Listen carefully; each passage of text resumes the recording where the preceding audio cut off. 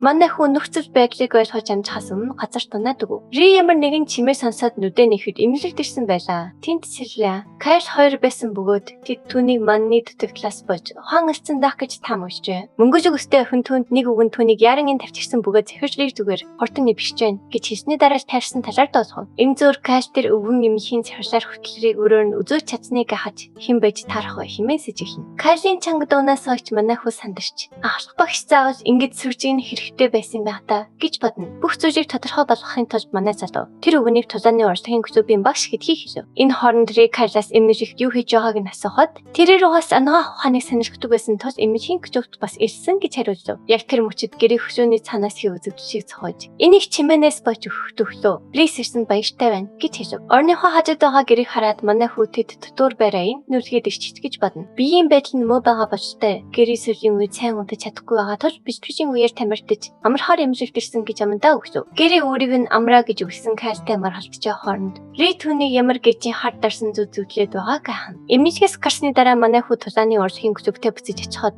асах багш гон түнслүү тэрхэн энд хүрээд ирлээ гэж орсон. Түүнийг тэнийг гэж дуудав. Манай хүүг сандрах үед өвгөн өгөж хэрэг өөрөө тэнд байграв байсан бол Ри хүч болох байсныг тодтогов. Тэгээд хамгийн дордвол тэр дахин хизээч чи энерги ашиглаж чадахгүй болох байжээ. Үүний дараа вон дургуутсан ч түүнийг магтаж эхний өдрөө ийм их чи энерги хөрөнгөлөж чадсан нь үнэхээр гайхалтай гэдгийг хэлв. Манай хүү өөрийгөө авиастай гэж бодож байтал асах багш түүнийг сасрахгүй байхыг санаалаад чи энергийг ертөөр тгсэн гарны чинээ хинжээтэй удирдах зархыг заажгүй. Чи энергийг хэрхэн удирдахыг сурсан манай хүү. Өвний хийснээр суурийг даацсны дараа 5 хоногийн дараа биеийнхээ айлч хэсгийг чи энергээр хүчрхжүүлж чаддаг болсон тухайгаа өгүүлнэ. Дараагийн хэдэн өдөр юу манай хэрэгтэй газарт нь хамгийн хордноор чиглүүлж сурахаар бэлтгэл хийсэн бөгөөд энэ нь хэцүү байсан ч тэр олон зүйлийг сурч авсаа. Дараагийн хэсэгт аван хотын өмнөд хаалх гарах бөгөөд Лансенси тэдэнд 2 дугаар дамжаанд орсноос хойш анхны ангуушилтах болно гэдгийг хэлнэ. Анхааралтай сонсохыг тушаагаад Лансенси аратны болроо чавчуулах 3 аюулгүй ангуучлийн бүс байдгийг хэлж амьд үжигийн хөсөөс замаасаа гажихгүй байхыг зөвлөв. Мөн өөр шидтийн аратнуудтай танилцахын тулд 3 баг тас бүр тэдгээр ангуучлийн газруудын нэгийг зорино гэж мэдэгдэв. Тэднийг ангуучлийн газар руу алхах үед Мартагийн баг шавчны ойг зорих шиг болов. Кайл шавчин дургүй байх бөгөөд Регергийн бие гайгүй байгаа бололтой. Нэгэж биш байна гэж таамаглана. Яг тэр мөчид шавч гарч ирэхэд Сильва бүгдэд анхааралтай байхыг сануулах ба дан тэднийг жирийн шавч учраас сандрах хэрэггүй гэж тайвшруулна. Гэвч дан Кайл хоёр шавчийг хүний толгойн чинээ том хэмжээтэй байгааг анзаарч үхтлээ айн сандарцгаана. Марта шавчуудыг сумаараа харуулж хэвшгэв. Сильва шавч сав дорой байж болоход сэргээрээ ирдэг тус биш төчтэй байхыг анхааруулв. Яг тэр үед зүгийн сүрэг тэдэн лүү дайрч бүгд занд орлоо. Энэ хооронд Кайл заван шавчнуудтай тэнцэж дан тэдгээр шавчийг их шалангаа болохыг анзаарна. Сильварыг боломжтой байхыг сануулв. Энэ үед манай салаа манай идэвхжүүлж ямар ч зэвсэнгүүгээр шавчнуудыг устган өөрийн үндсэн хөдөлгөөнүүдийг хийж эхэлнэ. Кайл түүнийг манаас харсан бахархаж явах үед Рэ битвчийнхээ үрдэн шалгахаар шийдсэн ч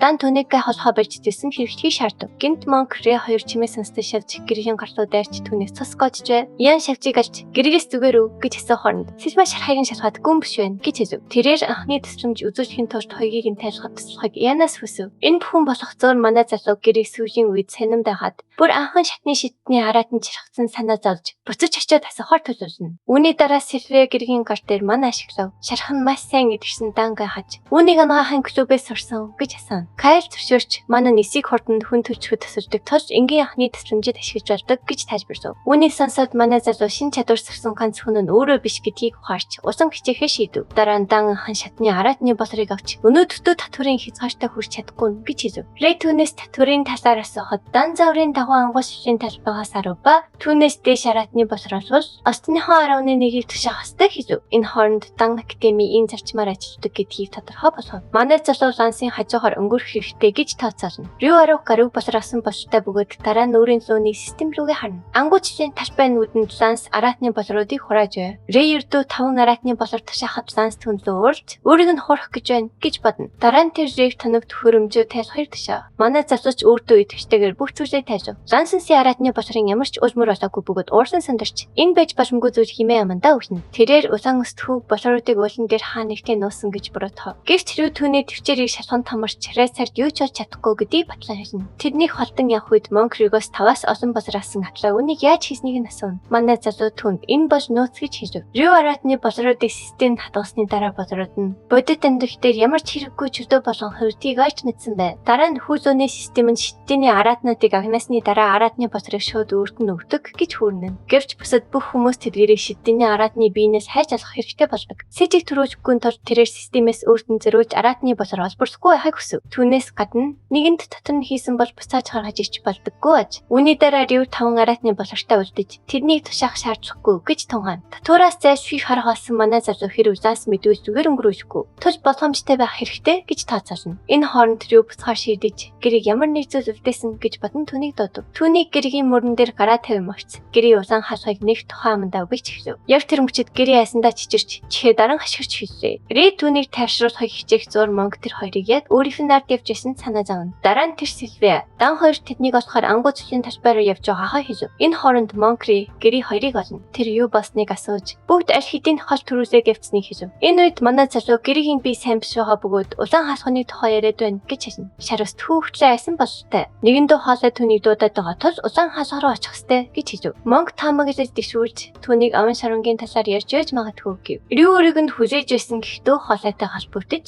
тэрхүү дөө хоолой нь энэ дэлхийн нууц орон түүхийн дааш тэгсхийг дэлгэж байгаа нь харагдана. Тэрхүү дөө хоолой улаан хасхнаас гэрч явах шиг байсан хаасан харт хойд гин талгуулв. Рүү хүлээж байгаараа химээ хашгирч байгаа сэрх бөгөөд зүүд нь хитрхи бодд байсан тачиртна. Шарус түү зүүдэндээ улаан хасхны тухай өгч явах шиг хат. Манай залуу энэ гэргийн зүүдэн дэх улаан хасхтай адилхан байж магадгүй гэж тунгаана. Дараа нь бид Рэн ангуучлийн талбай дээрх дурсан төлөө буцаж тэр гэргээс ямар хар дарсан зүүдлээд байгааг нь асууна. Гэрээ сандарч авирын шарангийн хажуугаар юртаа ганц удаа өнгөрөхдөө тэрхүү улаан хасх руу харсан гэдгийг хэлв. Түүнээс хойш тэр шин бүр хар дарч зүүдлэх болсон бөгөөд сэрэх болохондоо зүүдээ сандаггүй аж. Хөөхий хүү сэтгцийн гэмтэл асан байх ба ажис төсөлгүй айцэрс мэдэрч тэр улаан хасхны цаанаас ямар нэг зүйл өөрөнд дуудаад байна гэж нэн чишв. Тиймээс тэрхүү газар руу очихоор төлөвлөж байгаа аж. Гэвч Монк сандарч тэр газар бол бүрмэсээ хариуцсан бүс бөгөөд бүр сургуулиас хөөгдөж магадгүй гэдгийг анхааруулв. Гэвч гэрд өөр сонголт байхгүй болтой. Үүнийг шийдэхгүй бол толгой доторх дуу хоолойнуудаа тарчиж өгөх гэдэг гэ. Яг тэр мөчөдрөө түүнтэй хамт явахыг зөвшөөрч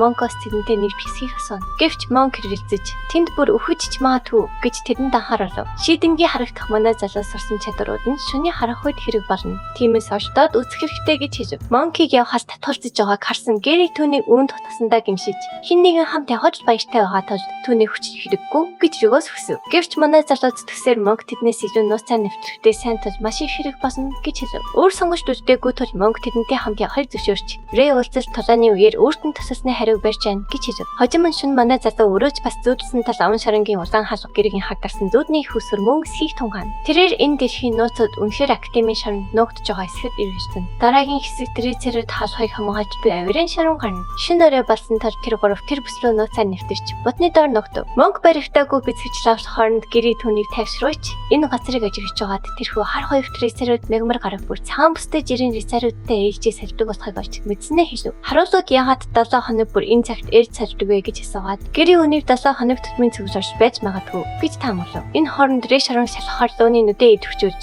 бүх зүйл тас харанхуйг байгаа тул нэгж биш байгааг анзаарна. Шаран газар доор баригдсан тул манай залууд энэс ижигтэй санагдана. Хэсэг хугацааны дараа харуулууд ээж саржиж цөвсөлт руугаа явж явах шиг харагдана. Харуу саригдж энэ хооронд хар хоёрт харуул хорд руу явхаар хөдлөв. Рэ төсөлдөгөөгөө давхар шийдэх бөгөөд гинт хинэгийн гэрээгийн гараас шүүрэн авч юу хийж байгааг нь асууна. Тэр нь 3 дугаар дамжааны хар бүстэй сөрөвч Можи байж таарав. Тэрээр ойрхон бэлтгэл хийж байгаад тэр хоёрыг сэмхэнгүйж байхыг харсан гэдгийг хэллээ. Можиг тэдний шаранд сэмэрх гэж байна. Химэн таамаглахад гэрээ сангасандаа төлөвлөж ясан зүйлээ алдаж хэлвэж. Яг цагтаа ирлээ гэж хоров. Гинт тэрхнүүд тал тийшээ өнгөрөн тарч харуулын анхаарчийг сануулв. Харуулууд бүгдийг зэгцлэхээр завгүй ус хуйдраа санар сэрэмжтэй байж Монк хэдийн төлөвлөгөөгөө эхлүүлсэн тул тэд ч бас яарах хэрэгтэй хийв. Төлөвлөгөөнд Монк орцсон гэдгийг сонсоод Можи сандарч тэднийг дүрм зөрчиж байгааг анхааруулв. Тэднийг галзуу гэж дуудан үгсээр байх тул гэрээрээс түүнийг яах вэ гэж асуув. Тэднийг өөрийг нь аших гэж бодсон Можи нэг сургуулийн хайртай сорогчд гэдгийг нь сануулах бөгөөд яг тэр үед гэрээ хөзөөрөн цохиж унгаад өгөв. Энэ хооронд Можи дэндүү их яриад байсан тул гэрээ өөрийгөө барьж чадаагүй нь байв. Хэрэв Можи тэдний төлөвлөгөөг задчихвол өнгөрөх учраас Рэ түүнийг хамт аваад явахар шийдэв. Харуулуудыг завгүй байх хооронд Монк хаалхыг нээж байгаа бололтой харагдаж тэд улаан хаалх руу яарангүй. Тэд шорон руу амжилттай сэморч харуулууд тархнуудыг зүү явах талаар маргаалцаар хоцров. Гэвч шорон дотор хэн нэгэн тэднийг ажиглаж явах шиг байсан бөгөөд тэр нь 4-р шатны хянагчийг алсан залуу байлаа. Тэр залуу ч өмөлцөн тэднийг зөрөөд өгөөстөн авчирсан бололтой ахлагчдыг би баяр сохолно гэж өгсөн. Нөгөө талаар тэр 3 татварч орж чадсан бөгөөд тэнд огт цонх байхгүй хараад гайхаж хоцров. Гэри гэрчдэг чулуунаараа орчныг гэрчдүүлэх үед Монк Можиг хараад сандарсан ч Гэри түүнийг өөрсдийг нь орчсон учраас энд дагуулад ирсэн гэж хэлв. Өдөргүй Можи сэрч Монк түүнээс зүгээрээ сэрэн асуув. Гэвч Гэвч Молли өөртөө дах бөгөөд дээд курсын авсгатаа ийм зүйл хийлээ хэмээн тэдэнд дарж барьж өгнө гэж сүрдөөв. Түүнийг уурлалтай хооронд гэрээ шалтгаанаа тайлбарлахыг хичээнэ. Гэрчрээ отгонж ирээцэлгүй Моллид хандан барьж өгөөрэй. Өсөж чадсараа чанга хашгирч бүгдээрээ хамт хөвгцгөө гэж шагдуулна. Түүнийг усан бүр уурлуулж архисан төрх юмог түүнийг зогсоож Молли түүнийг анхаарах хэрэггүй гэж хэлв. Үүний дараа Рэй цааш алхаж гэрээ Моллид нэгэнд дотор норж ирсний хорчныг харцгаа хэмээн тань санаж болгов. Охин Рэй маш их бухимдсан тул хэрэг асуудалтай бол хариуцлага хүлээхгүй гэж би тодорхой хэлсэн. Молли хасах курсын учраас гэрээгийн гараас гэртэг чөлөөг нь булан авч зам урдман гарав. Доошоо алхалтаа Монкийн шоронд хариуцлууд байгааг олж мэдэв. Мөн юу ч мэдэхгүй байсан гэрээ энэ газар өргөж харагдсан бүс байсан бөгөөд гэмт хэрэгчнүүдийг энэ шорондоо шилжүүлсэн гэж хизээж сонсож байгаагүй хэлв. Яг тэр үед охин хоолоогоо засаад зарим хүмүүс академийнхан үнэхээр нуухайг хүссэн зүйлээ нуухан тул энэ шорон гიშгдэг гэж ярьтыг хэлчихв. Тэрээр цааш нь нэмж